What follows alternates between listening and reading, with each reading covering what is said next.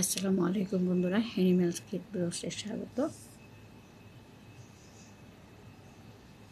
তো দেখেন এখানে দুটো বিড়াল আছে। তো এই বিড়ালটি সম্বন্ধে আপনারা আগেই জানেন, তাই আর নতুন করে বলার কিছু নেই। তারপরেও যারা নতুন ভিউয়ার্স তাদের জন্য বলতে হচ্ছে, পিছনের যে কালো বিড়ালটা এর নাম হচ্ছে কালাচান, আর সামনে যে সাদা বিড়ালটা শুয়ে আছে এর নাম হচ্ছে বেবি। তো এই বেবি এবং কালাচান এই দুইটা নাম আমার নিজেরই দেওয়া। এই বেবি এবং কালাচান দুজন এক মায়ের পেটের সন্তান। এই বেবি আর কালাচানের মায়ের নাম হয়েছে কিউটি। কিউটি আমার খুব আদরের একটা বিড়াল ছিল। কিউটির সঙ্গে আমার অনেক ইতিহাস আছে। কিউটি আমার সঙ্গী ছিল একটা সময়। তবে এরা কিন্তু কেউ আমার পালিত পোষা বিড়াল না, এরা সবাই রাস্তার বিড়াল।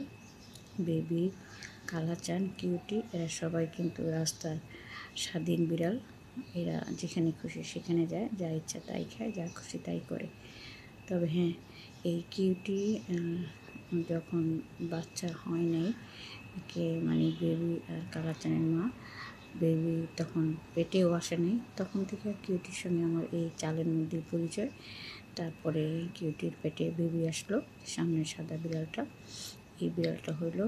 তারপরে এই বিড়ালের পরে আরও অনেকবার হয়েছে, একটাও নাই, কিন্তু তারপরে যাই এই কালাচান এই বিড়ালটা হইল।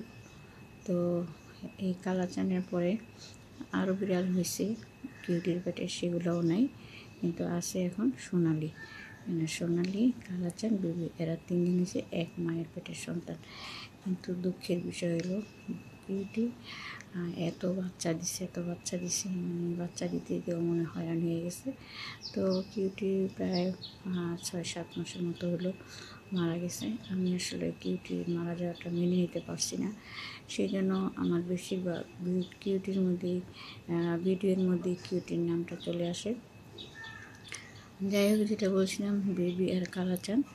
বেবি আর কালাচান ও মারা যাওয়ার পরে, কালাচান আর বেবির মা কিউটি মারা যাওয়ার পরে ওরা দুই ভাই এই চালে তেমন একটা আসতো না। হয়তো ওরা কষ্ট পাইতো, মনে দুঃখ পাইতো, মার স্মৃতি মনে পড়তো।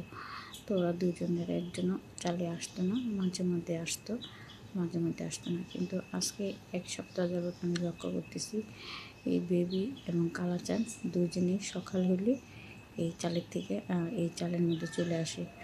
আর বেবি রাত 12টা পর্যন্ত আমার ওই পাশের জানালার মধ্যে অপেক্ষা করে।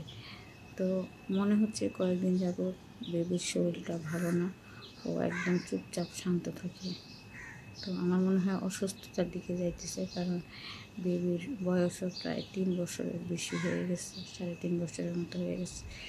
যাই হোক, আজকে এই পর্যন্তই।